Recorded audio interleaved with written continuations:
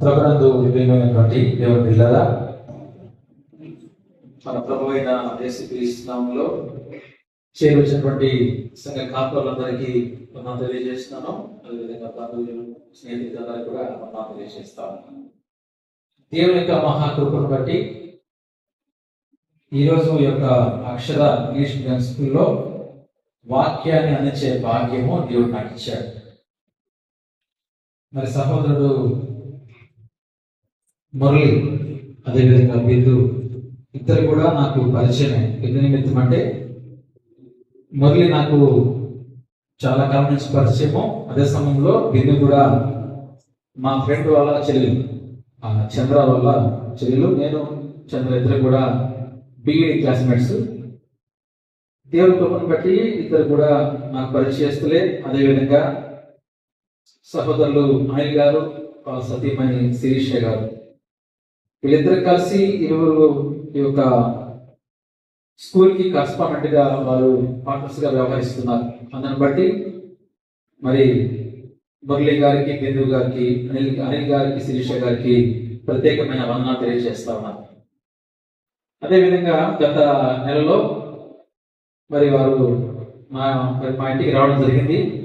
చాలా కాలం నాకు ఫోన్ చేస్తా ఉన్నాడు మోషే. నేను మోషే అని పిలుస్తాను.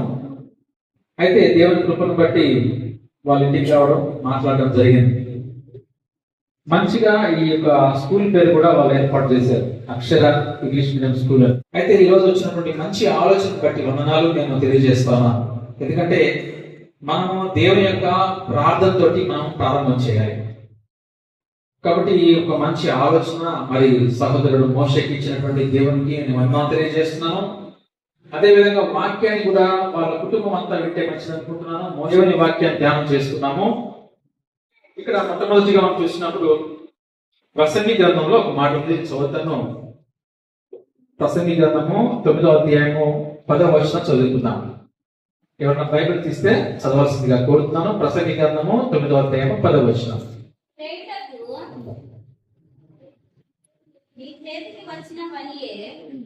పనినైనను నీ శక్తి లోపము లేకుండా చేయుము. నీకు పోవు పాతాళమునందు పని అయినను, ఉపాయమైనను, తెలివినైనను, జ్ఞానమునైనను లేదు. దాని ముందు ఒక వాక్యం చదువుతాము. యోహాను సువార్త 15:16 చదవండి ఒకసారి. యోహాను సువార్త 15:16. మీరు నన్ను ఏర్పరచుకోలేదు, మీరు నా పేరట తండ్రిని ఏమి అడుగుదురో అది మీకు అనుగ్రహించినట్లు అది మీకు అనుగ్రహించబడిన వెళ్ళి మీరు ఫలించుటకును నేను మిమ్మల్ని ఏర్పాటు చేసుకొని నియమించితిని. హల్లెలూయా. అక్కడ మాట మనం గమనిస్తా ఉన్నాం. ఈరోజు ఇది కూడా దేవుని ఏర్పాటు. దేవుని యొక్క ఏర్పాటు లేకుండా మనం ఏది కూడా చేయలేము. కనుక మనం చూస్తే ఈ యొక్క అక్షర ఇంగ్లీష్ మీడియం స్కూల్ కూడా దేవుని యొక్క ఏర్పాటు అయి ఉన్నది. అందుకే మనం గమనించినప్పుడు మీకు ఇది నేను అనుగ్రహించి ఉన్నాను, మీరు వెళ్ళి ఫలించుడి అంటున్నాడు అక్కడ. ఇప్పుడు వీళ్ళు ఫలించాలి. ఇది దేవుడు వారికి ఏర్పాటు చేశాడు. అయితే ఈ యొక్క ఏర్పాటును బట్టి దాన్ని వాళ్ళు జాగ్రత్తగా చూసుకోవాలి. అప్పుడు వాళ్ళు ఏమంటారండి చెప్పాలి, ఫలిస్తారు. ఈరోజు ఈ యొక్క స్కూల్ ఫలించాలంటే మనం ఏం చేయాలని చూస్తే ప్రసంగిలో చూస్తారన్నమాట. 9-10 వచనంలో మనము ఏం చేయాలంట, కష్టపడాలి. నీ చేతికి వచ్చిన ఏ పనినో నీ శక్తి లోపము లేకుండా చేయము. ఈరోజు శక్తి కలిగి మీరు పనిచేయాలి. నీ శక్తి లోపం లేకుండా పనిచేయాలి. ఎందుకంటే పిల్లలు కాకుండాలి. ఇక్కడ ఇది దేవుని యొక్క ఏర్పాటు బాగుంది. అయితే నెక్స్ట్ స్టెప్ ఏంటంటే మీరు శక్తి లోపము లేకుండా పనిచేయాలి. ఇప్పుడు ఎవరైతే ఉన్నారో పార్ట్నర్స్ గా ఆ రెండు కుటుంబాలు కూడా కలిసి యునైటెడ్ గా వాళ్ళు దీన్ని కష్టపడి పనిచేస్తేనే ఒకరోజు ఫలితం వస్తుంది. కాబట్టి ఫలితం రావడం కొరకు మీరు ఏం చేయాలి అనేది ఆ తర్వాత మనం వాక్యం చూద్దాం. అయితే మీరు దీన్ని జాగ్రత్తగా మీరు కాచుకోవాలి. సేమ్ టైంలో మీకు ఎంత శక్తి ఉందో ఆ శక్తి అంతా కూడా మీరు కూడగట్టుకోవాలి. ఎందుకంటే ఇక్కడ చాలా కాంపిటీషన్ ఉంటుంది చుట్టుపక్కల. కనుక ఈ యొక్క కాంపిటీషన్ అంతటిని కూడా మీరు ఎదిరించి మీరు ముందుకు పోవాలంటే మీలో దేవుని శక్తి అవసరము. ఏమవసరం అండి? దేవుని శక్తి అవసరం. తర్వాత చూడండి ఒక మాట కింద నుండి అక్కడే, ఉపాయమైనను తెలివినైనను జ్ఞానమైనను లేదు అని ఉంది కదా. ఇక్కడ లేదు అని మనకేం కావాలా? అవి మనకు కావాలి. మనకేం కావాలి? తెలివి కావాలి, ఉపాయం కావాలి, జ్ఞానం కావాలి. ఒకదాన్ని మనము రన్ చేయాలంటే ఏదో పెట్టేస్తే సరిపోదు. దానికి తగిన విధంగా మనము జ్ఞానాన్ని తెలుసుకోవాలి. ఏ విధంగా ఇది నడిపించాలి, ఏ విధంగా మనము పేరెంట్స్తో మాట్లాడాలి, ఏ విధంగా మన అందరినీ కూడా ఆకర్షించుకోవాలి, ఏ విధంగా మనం పిల్లలకి బోధ చేయాలి. ఇందాక మా సురేష్ బ్రదర్ ప్రార్థన చేస్తా ఆ ప్రార్థనలో చేశాడు, అయ్యా మరి జ్ఞానం తెచ్చే పర్వా టీచర్స్. ఎందుకంటే ఇది విద్యను బోధించేటువంటి విద్యాలయం. ఇది ఏంటంటే ఇది విద్యాలయం, అది మనకు దేవాలయము. ఇది మనకు ఇక్కడ మనం విద్య నేర్చుకుంటాం. దేవాలయము మందిరము పవిత్రమైంది, విద్యాలయము కూడా పవిత్రమైంది. ఈ విద్యాలయాన్ని మనము నిర్వహించేటప్పుడు మనము కూడా భయముతో భక్తితో దీన్ని నడిపించేటువంటి స్థాయిలో ఉన్నప్పుడే దేవుడు మనకు దీవెనలు ఇస్తాడు. దీవెనలు అనేవి ఊరికే రావు, ఆలోచించాలి జాగ్రత్తగా. అయితే అంటున్నాడు దేవుడు, నేను మీకు ఇది ఏర్పాటు చేశాను, మంచిదే. అయితే మీరు ఇక్కడ ఏం చేయాలి?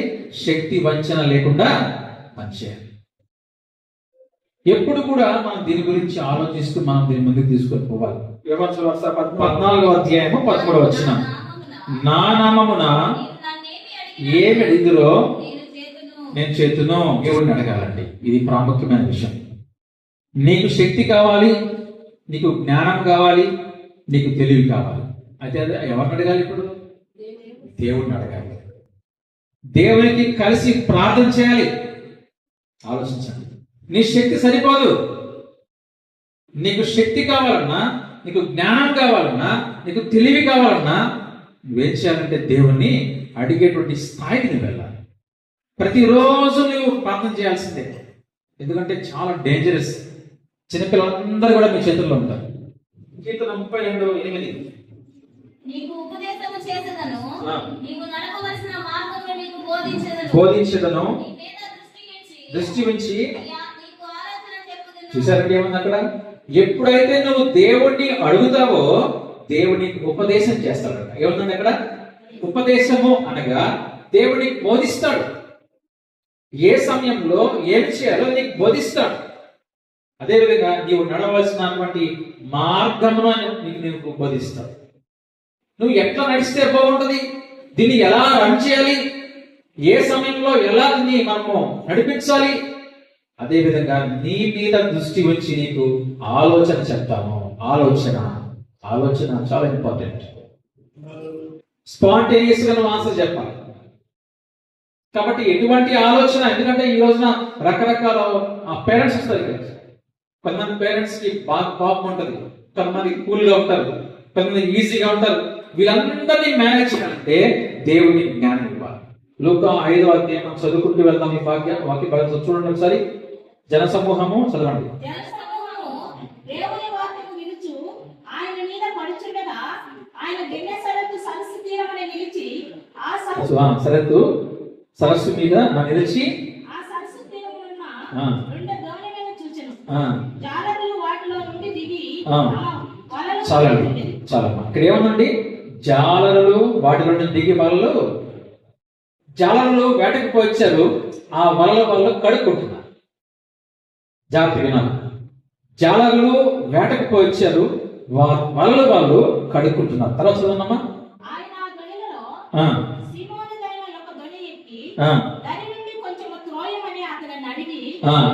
దోణి ఎక్కడ?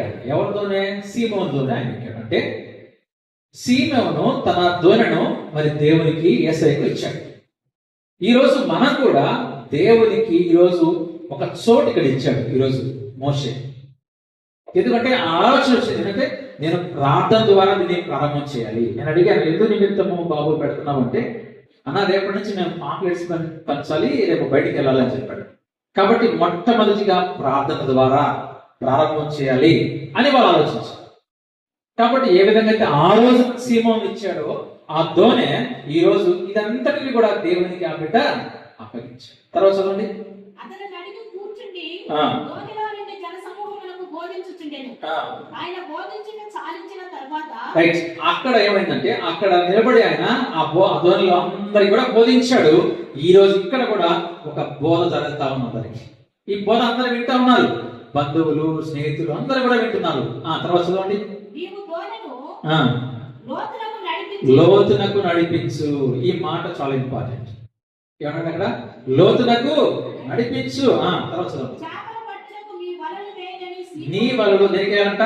చేప పట్టకు నీ వలలు వేయడని సీమోనికి చెప్పగా అక్కడ ఆపడ్డాము. ఇక్కడ గమనించారా? ఈ రోజున వీళ్ళు కూడా ఎవరైతే ఉన్నారో మరి అనిల్ సార్ కావచ్చు, మన మోషే కావచ్చు, వాళ్ళు ఏం చేయాలంటే వలలు వేయాలి. ఇక్కడ ఏం చేయాలంటే ఇప్పుడు వలలు వేయాలి. ఎందుకు? పిల్లల కోసం రేపటి నుంచి వీళ్ళు వలలు వేయాలి. ఈ వలలు వేయాలంటే నీకు శక్తి కావాలి. నువ్వు దేవుని మాటను వినాలి. దేవుని మాట ప్రకారంగా ముందుకు కొనసాగాలి. జాగ్రత్త వింటున్నారా? ఆ తర్వాత చూద్దాం. సీమోను ఏలినవాడా, ఆ. రాత్రంతయు మేము ప్రయాసపడితిని గాని ఆ. మాకు ఏమీ దొరకలేదు. చాలండి. ఏమన్నా రాత్రంతా మేము వలలేసామయ్యా, మాకేమి కూడా దొరకలేదయ్యా. రాత్రంతా మేము వలలు వేసాం కానీ మాకేమి దొరకలేదు. తర్వాత చదవండి. ఆయనను నీ మాట చొప్పున వలలు వేతుమని ఆయనతో చెప్పెను. అక్కడ ఆపండి. ఏమన్నానండి? ఆయనను నేను వలలు వేస్తాను. ఎందుకని? నీ మాటను బట్టి నేను వలలు వేస్తాను. నువ్వు నాకు మాట చెప్పావు కాబట్టి నేను వలలు వేస్తాను. ఈ రోజు వీళ్ళు కూడా దేవుని మాటను ఆలకించాలి, దేవుని మాట ప్రకారంగా ముందుకి కొనసాగాలి అని మనం చూస్తా ఉన్నాం. ఎప్పుడైతే ఆ విధంగా వలలు వేశారో అలాగ చేసి ఆ. విస్తారమైన చేపలు పట్టిరి. విస్తారమైన చేపలు పట్టారండి. హల్లెలూయా.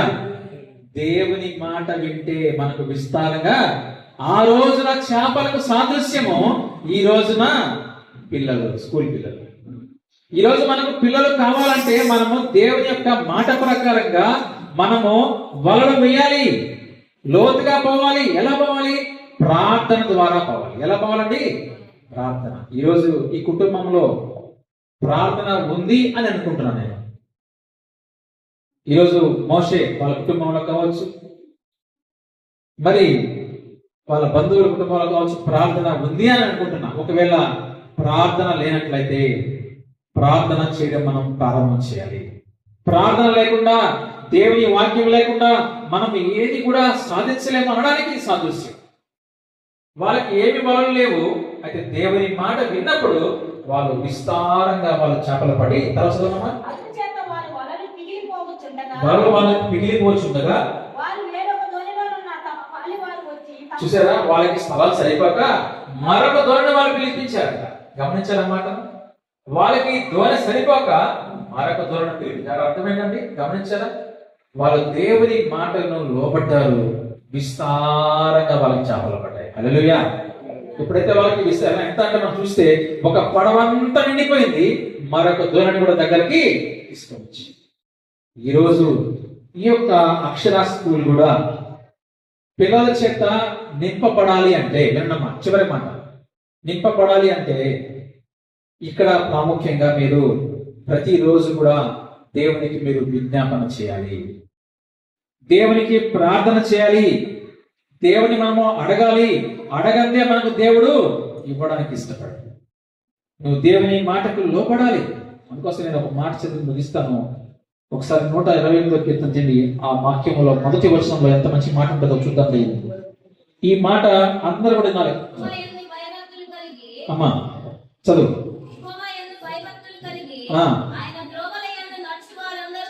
చాలండి. ఈ దేవుని యందు మనకు భయము భక్తి ఉండాలి. అదే సమయంలో దేవుని యొక్క వాక్య ప్రకారంగా జీవించాలి. వినండి మాట. ఈ వాక్య ప్రకారంగా జీవిస్తేనే నీవు ధన్యుడవు. ఎవరండి నువ్వు? నీవు దీవించబడతావు.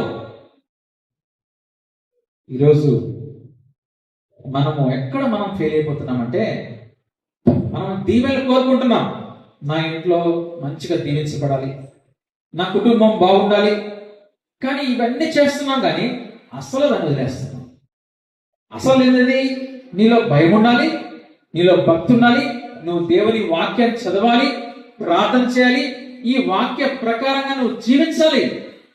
జీవించకపోతే నువ్వు చదివినా కూడా వ్యర్థమే. అది కదా ముఖ్యం, మనకు చదవాలి, జీవించాలి. ఈరోజు నన్ను మార్చింది ఈ వాక్యమే. నేను ఒకప్పుడు లోక సంబంధంగా జీవించేవాడిని, నాకు లోకంలో అనేక మంది స్నేహితులు ఉన్నారు.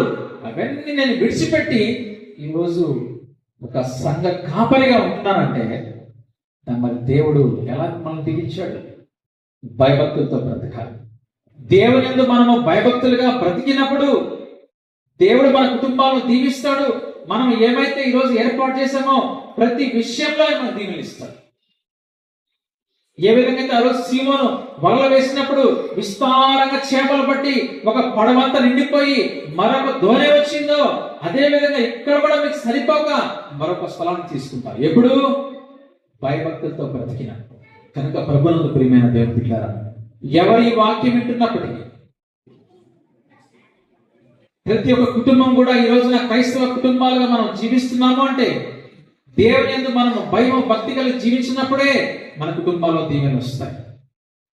నీ కుటుంబాల్లో దీవెనలు కావాలని నువ్వు కోరుకుంటున్నావంటే అంతకంటే ముందుగా దేవుని వాక్యం మనకు ఏం బోధిస్తుందో ఆ బోధన నువ్వు స్వీకరించి ఆ బోధన నువ్వు అన్వయించుకొని నీ జీవితంలో నువ్వు ముందుకు అడుగేసినప్పుడే దేవుడు నీ కుటుంబాల్లో దీవెనిస్తాడు. ఎప్పుడైతే ఈ యొక్క ప్రాంగణంలో నీవు భయభక్తులతో దేవుని యందు భయభక్తులతో బతుకుతావో బిడ్డలకు కూడా మంచి మాటలు నేర్పిస్తారు. వీళ్ళ ప్రవర్తన సరిగ్గా లేకపోతే పిల్లలకి వాళ్ళు ఏం బోధిస్తారు? పిల్లల్ని నువ్వు బాగు చేయాలంటే నీ ప్రవర్తన మంచిగా ఉండాలి కదా. సంఘ కాపరి మంచిగా ఉంటే సంఘస్థులందరూ మంచిగా ఉంటాడు. ఉపాధ్యాయుడు మంచిగా ఉంటే పిల్లలు మంచిగా ఉంటారు. కుటుంబంలో యజమానుడు బాగుంటే కుటుంబంలో పిల్లలు కూడా మంచి మార్గంలో పోతారు. మంచిది. చాలా చక్కగా స్కూల్లో ఎలా ఉండాలో, మరి ఉపాధ్యాయులు ఎలా ఉండాలో, ఎలా ఉంటే ఆశ్రదకరంగా లేక దీవెనకరంగా ఉంటారు, లేఖనాన్ని ఆధారం చేసుకొని లోక సంబంధ పరిస్థితులను గమనిస్తూ వివరిస్తూ చక్కగా వాక్యం చెప్పిన దైవ సేవకులకు మా హృదయపూర్వక వందనాలు చెల్లిస్తూ ఉన్నాం. ప్రత్యేకంగా ఆహ్వానాన్ని మన్నించి ఈ కూడికను ఏర్పాటు చేయడానికి సహాయ సహకారాలు అందించినటువంటి అన్నగారైనటువంటి వినీత్ గారికి, ఇక్కడికి వచ్చినటువంటి ప్రతి పాస్టర్ కి, మా సంఘ కాపరైనటువంటి పాస్టర్ గారికి, ప్రతి ఒక్కరికి పేరు పేరున దేవుడి నామములో తెలియజేసుకుంటున్నాను. అయితే ఒక 2 మాటలు ఇక్కడ చెప్పాలనుకుంటున్నాను. వినీత్ అన్న వాక్యంలో 2 వాక్యాలు, ఒకటి జ్ఞానం గురించి, రెండవది సాక్ష్యాన్ని కాపాడుకోవడం గురించి. 20 సంవత్సరాల పై మాటే నాకు వినీత్ అనే పరిచయం. నేను ఇంటర్మీడియట్ చదివేటప్పుడు అన్న బీఈడీ చేసేవాడు. అప్పటి నుంచి నేను వినీత్ అన్న దగ్గర నా సాక్ష్యం కాపాడుతున్నాను. ఎందుకంటే నా వివాహం కావడానికి ఒక రకంగా వినీత్ అనే కారణం.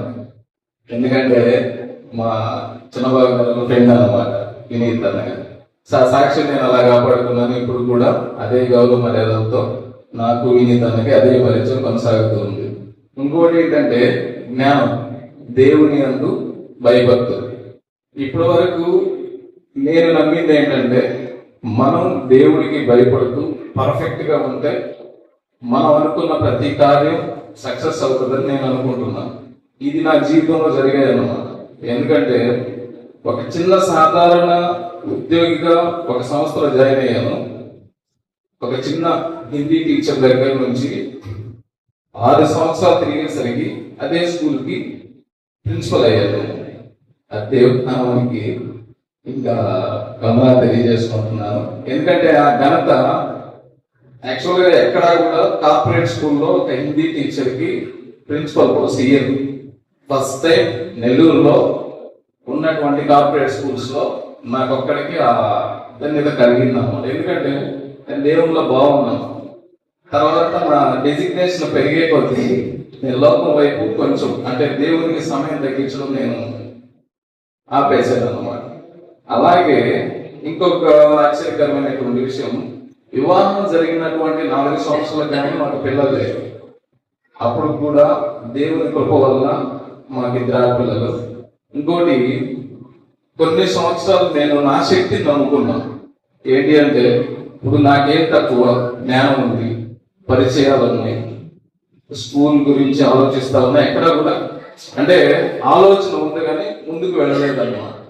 ఒకసారి మా మిస్సెస్ అనేది ఎక్కడికి వెళ్ళినా కూడా కొంచెం కన్ఫ్యూజన్ గానే ఉంది అంటే, ఒకసారి నువ్వు పాత జీవితాన్ని గుర్తు చేసుకో, ఒకసారి దేవుడికి మొరపెట్టుకో అంటే, నేను చాలా రోజులు ప్రార్థన చేశాను అనమాట. ప్రార్థన చేశాక 5 years నా జీవితంలో వేస్ట్ చేసుకున్నానని నాకు అర్థమైంది. 5 సంవత్సరాల తర్వాత నా జీవితం అంటే నాకు అర్థమైంది. నేను నమ్ముతారు నమ్మరు, ఈ సంవత్సరం గవర్నమెంట్ కి మన నెల్లూరు డిస్ట్రిక్ట్ తరఫున చాలా స్కూల్స్, కొత్త స్కూల్స్ కి అప్లికేషన్స్ వెళ్తే 3 స్కూల్స్ కి పర్మిషన్ వచ్చి దాంట్లో మనది ఒకటి అక్షర ఇంగ్లీష్ మీడియం అది ఒకటే పర్మిషన్స్ రావడం, వెంటనే మన గవర్నమెంట్ అధికారులు కూడా త్వరగా రెస్పాండ్ అవ్వడం కూడా అది దేవుని యొక్క ధనితే అన్నమాట. ఎందుకు అంటే ప్రతిది అంటే నాకే అనిపిస్తుంది చాలా ఆశ్చర్యంగా జరుగుతున్నాయి ఆ కార్యాలను. నిజం చెప్పాలంటే ఇంత క్యాంపస్ ఈ సంస్థను ఏర్పాటు చేయడం నా కళ్ళ కూడా నేను అనుకోలేదు. ఎందుకంటే దేవుడు ఒక మాట చెప్పాడు, తగిన సమయం నిన్ను హెచ్చిస్తాను. అది నా జీవితంలో కూడా చెప్పాడు. ఎందుకంటే నా ఆలోచనకు తగ్గట్టు నాకు ఒక మంచి మనుషుల్ని నాకు జతగా ఏర్పరిచాడు. Anil sir, Shirish madam. అంటే నా ఆలోచనలకి వాళ్ళకి ఈక్వల్ గా ఉన్నాయి. ఒక రకంగా ఫైనాన్షియల్ గా నేను ఎక్కడన్నా దీనికి ఖర్చు అయిపోతుందేమో అంటే వాళ్ళిద్దరు కూడా ఏం కాదు సార్, అల్లూరులో మనకు మంచి ఎడ్యుకేషన్ ఇద్దాము అన్నీ లేదు, బట్ మన ఆలోచనలకి చాలా దగ్గరగా ఉన్నారు. ఏం కాదు, ఇప్పుడు అయినా కూడా ఫర్దర్ గా దేవుడే చూసుకుంటాడు అన్న సందర్భాన్ని వాళ్ళు మనకు సపోర్ట్ చేశారు. సో ఇవన్నీ దేవుని యొక్క అద్భుత కార్యాలు. సో నాకు తెలిసి మన అల్లూరు మండలంలో అని చెప్పినట్టు చుట్టుపక్కల ప్రాంతాల్లో ఇలాంటి క్యాంపస్ కానీ ఎక్కడా లేదు. సో అందుకని మీరందరూ కూడా మీ వ్యక్తిగత ప్రాంతంలో, ఫ్యామిలీ ప్రేయర్లో ఈ స్కూల్ని మమ్మల్ని కూడా గుర్తు చేసుకుంటారు అనుకుంటున్నాను. మరి ఎక్కువ చేరవలసిన ప్రతి ఒక్కరికి ధన్యవాదాలు, వందనాలు తెలియజేసుకుంటాను. భోజనాలు ఏర్పాటు చేస్తుంది, దయచేసి ప్రతి ఒక్కరు భోజనం చేసుకునేసి క్షేమంగా దేవుని నామంలో ఇంటికి బయలుదేరాలని